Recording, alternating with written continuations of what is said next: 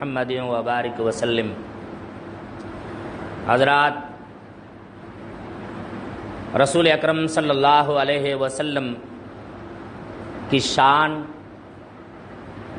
رسول اللہ صلی اللہ علیہ وسلم کا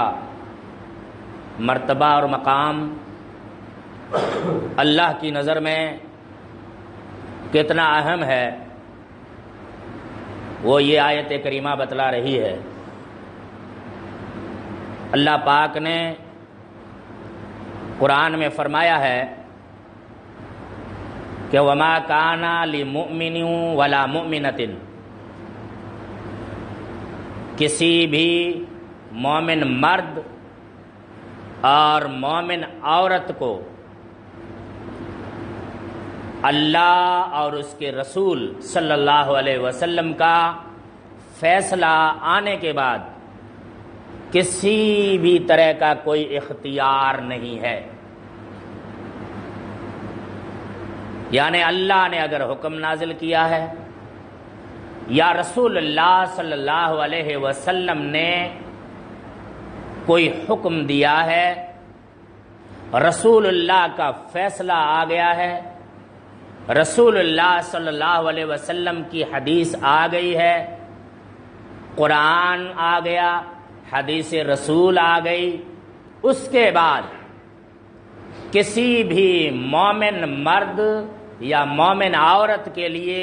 یہ جائز ہی نہیں ہے کہ پھر وہ اللہ اور اس کے رسول کی نافرمانی کر سکے۔ کوئی بھی معاملہ ہے، کوئی بھی مسئلہ ہے، کوئی بھی کام ہے، اس میں اگر ہمارے سامنے اللہ کا کلام آ جائے یا رسول اللہ صلی اللہ علیہ وسلم کی حدیث آ جائے کہ بھئی اللہ کے رسول نے ایسا کرنے سے منع کیا ہے،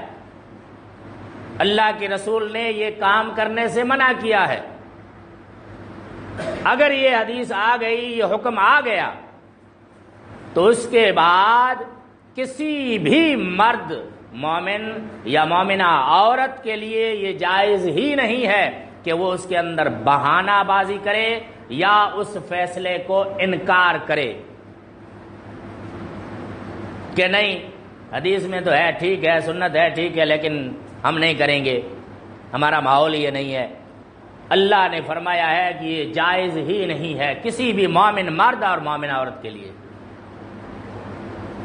پھر آگے اللہ نے فرمایا وَمَن يَعْصِ اللَّهَ وَرَسُولَهُ فَقَدْ ضَلَّ ضَلَالًا مُبِينًا۔ اللہ نے کہہ دیا کہ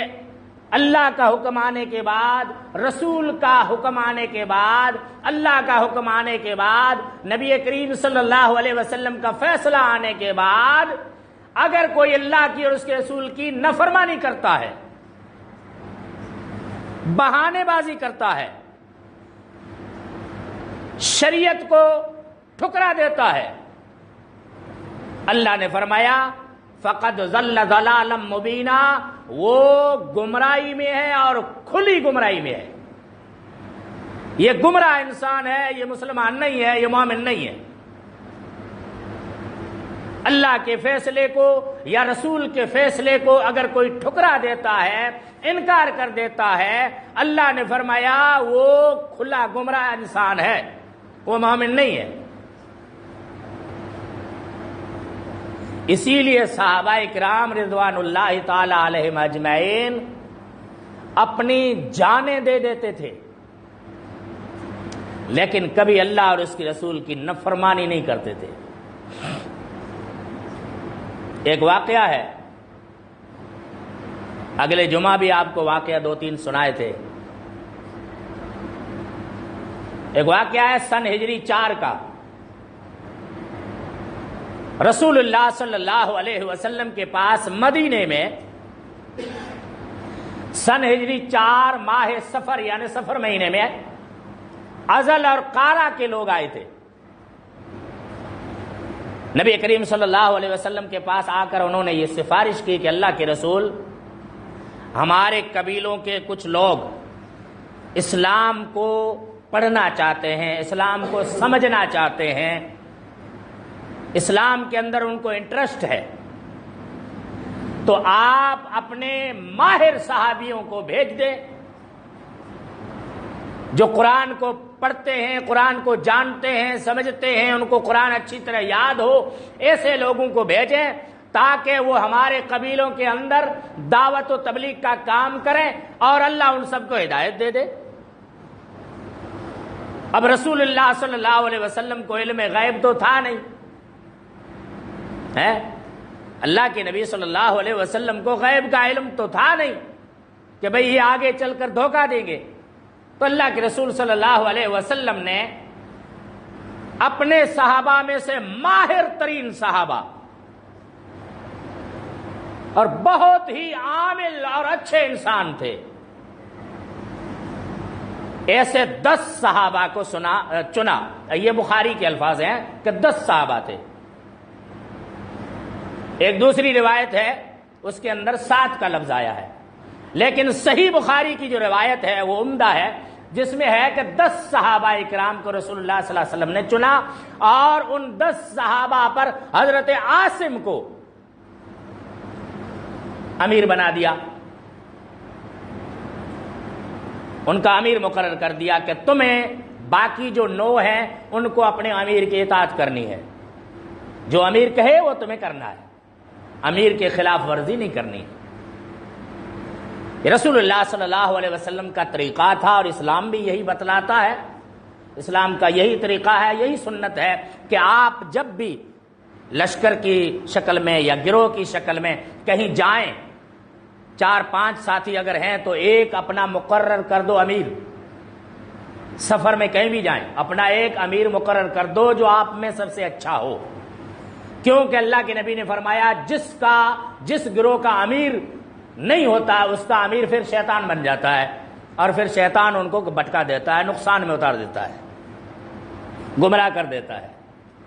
تو رسول اللہ صلی اللہ علیہ وسلم نے حضرت عاصم کو امیر بنا دیا۔ اب یہ صحابہ کرام 10 کے 10 ازل اور قارا کے لوگوں کے ساتھ روانہ ہوئے، مدینہ سے جدہ اور رابغ، ایک نیشنل ہائی وے جو ہے 55، اسی پر یہ جو ہے قبیلہ آتا، قبیلہ حوزیل، اسی کا ایک چشمہ تھا جس کا نام تھا راجے۔ اس راجے چشمہ کے پاس جب پہنچے تو ازل اور قارا کے لوگوں نے دھوکہ دے دیا۔ انہوں نے کیا کر دیا، حوزیل جو قبیلہ تھا یہاں جدہ اور رابغ کے بیچ میں، اس حوزیل قبیلہ کا ایک چھوٹا سا قبیلہ تھا، ایک شاخ تھی جس کو ہم لوگ کٹم بھی بول سکتے ہیں، ابو لحیان، ان کو اطلاع کر دیا، ان کو بتا دیا کہ مسلمان آئے ہیں، ہم ان کو دھوکے سے لے کے آئے ہیں، اب جو تم کو کرنا کرو۔ انہوں نے چغلی کر دی، ابو لحیان کو بتا دیا۔ لحیان قبیلے کے 100 تیر انداز لڑاکو انہوں نے پیچھا کیا صحابہ کرام کا۔ صحابہ کرام اسی راجے چشمہ کے پاس ایک اونچی ٹیکری تھی، آج بھی موجود ہے اور وہاں آج بھی نشانات لگے ہوئے ہیں، وہاں قبریں بھی ہیں صحابہ کی، آپ میں سے حجاج کرام جو گئے ہوں گے وہ دیکھ کے آئے ہوں گے۔ وہاں اونچائی پر صحابہ نے اپنا مورچہ سنبھال لیا۔ ان ابو لحیان والوں نے کہا کہ یا تو تم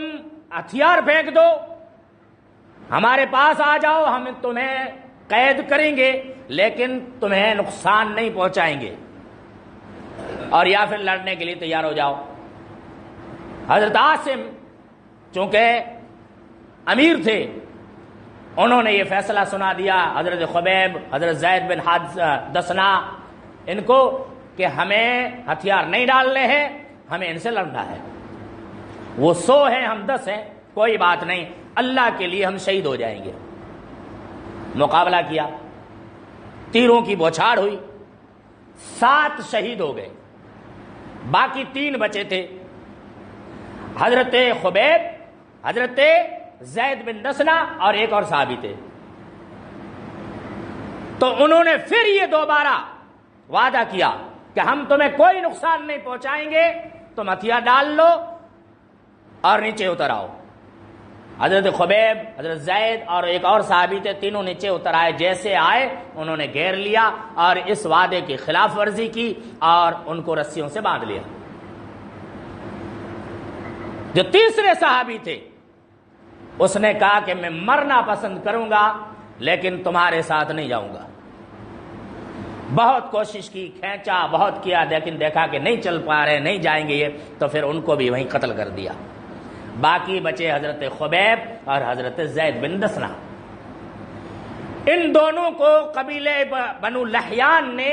جا کر کے مکے میں بیچ ڈالا،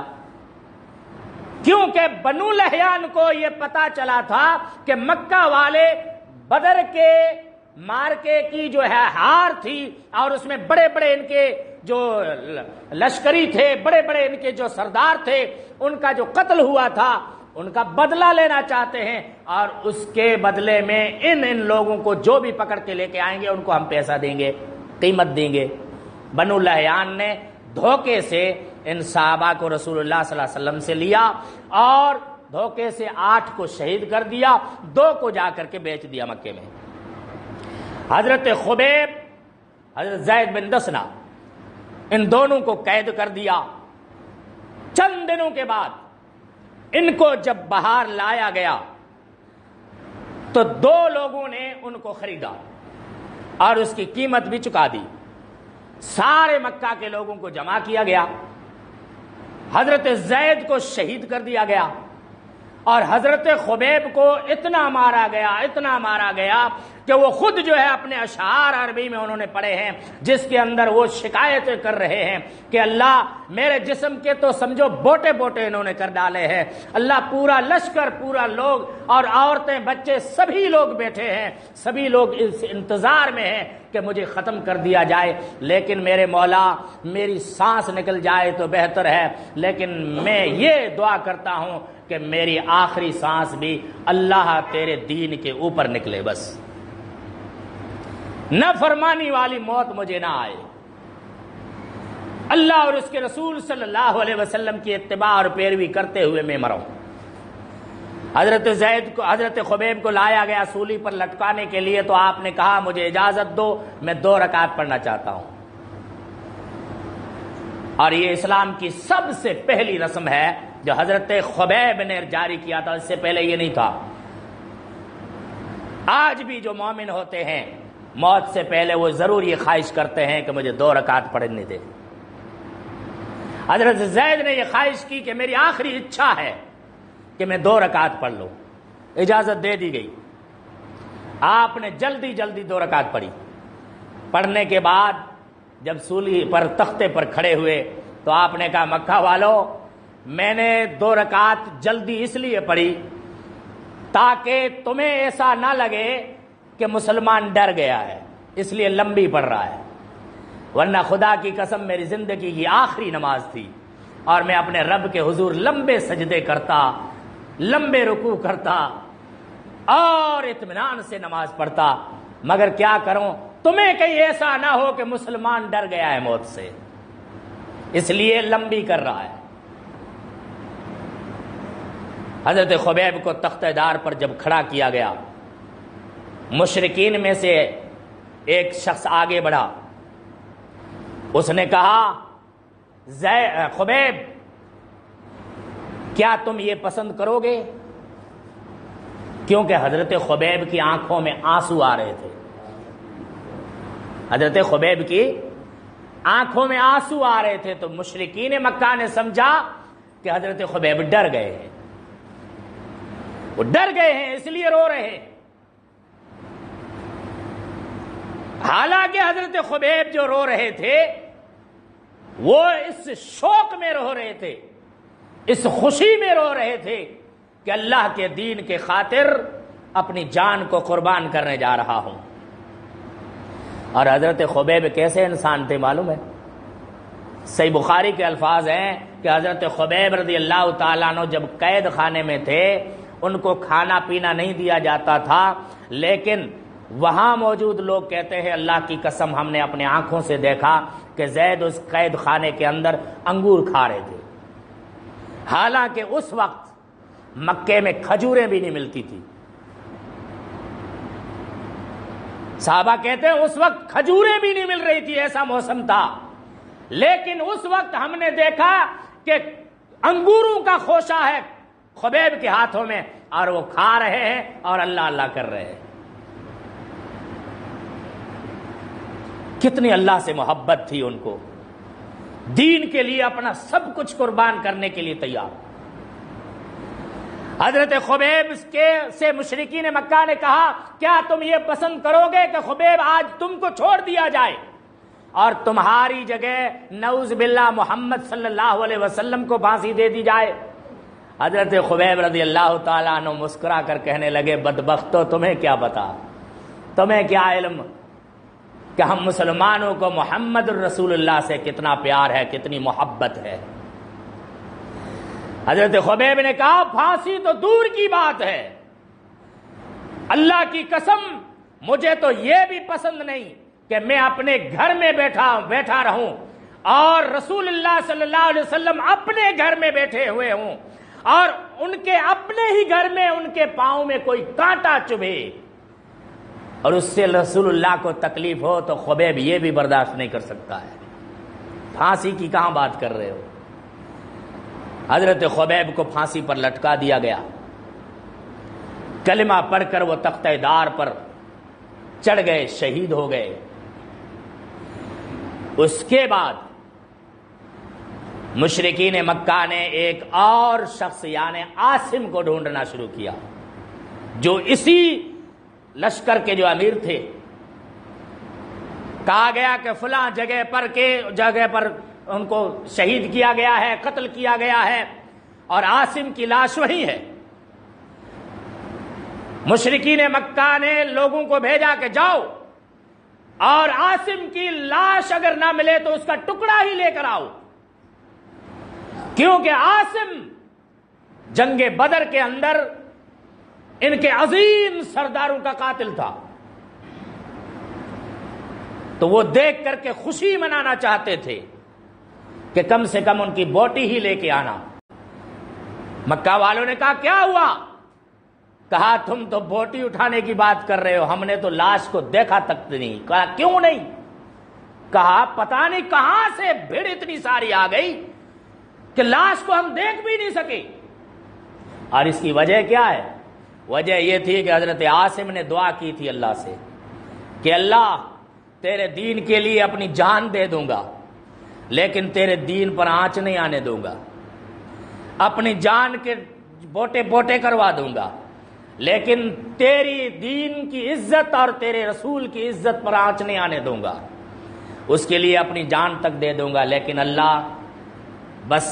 میری ایک دعا ہے کہ میرے مرنے کے بعد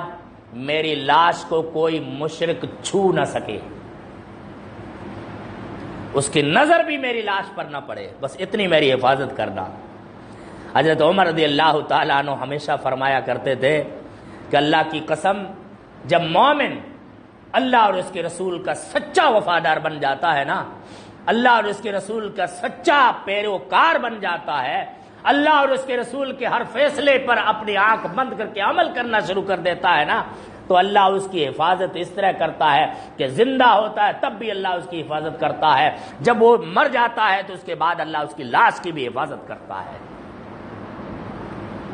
تو صحابہ کرام رضوان اللہ تعالی علیہم اجمعین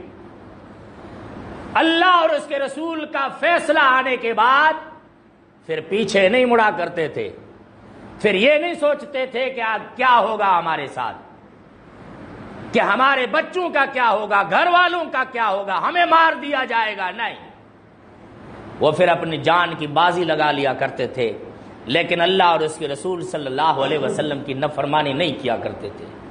اور یہ سبق انہوں نے ہمیں بھی دیا ہے، اور اسلام بھی ہمیں یہی حکم دیتا ہے، اللہ کا کلام بھی ہمیں یہی حکم دے رہا ہے کہ کسی بھی مومن مرد اور مومنہ عورت کے لیے یہ کوئی اختیار ہی نہیں ہے کہ جب اس کے سامنے اللہ اور اس کے رسول کا کوئی فیصلہ آ جائے، اللہ اور اس کے رسول کی بات آ جائے تو پھر اس کو ٹال نہیں سکتا ہے، اس کو ٹھکرا نہیں سکتا ہے۔ اور اگر کسی نے ایسا کیا وَمَن يَعْصِ اللَّهَ وَرَسُولَهُ فَقَدْ ضَلَّ ضَلَالًا مُبِينًا، تو اس مرد نے، اس عورت نے یہ جرم کر کے اللہ فرماتا ہے گویا اس نے کھلی گمراہی کو چن لیا ہے۔ جس نے بھی اللہ اور اس کے رسول کی نافرمانی کی تو وہ کھلی گمراہی کے اندر چلا جاتا ہے۔ اللہ رب العالمین سے دعا ہے رب العالمین ہمیں اللہ اور اس کے رسول کی ہر بات کو ماننے اور اس پر عمل کرنے کی توفیق عطا فرمائے، قرآن و سنت کے مطابق زندگی گزارنے کی توفیق عطا فرمائے۔ وآخر دعوانا الحمدللہ رب العالمین۔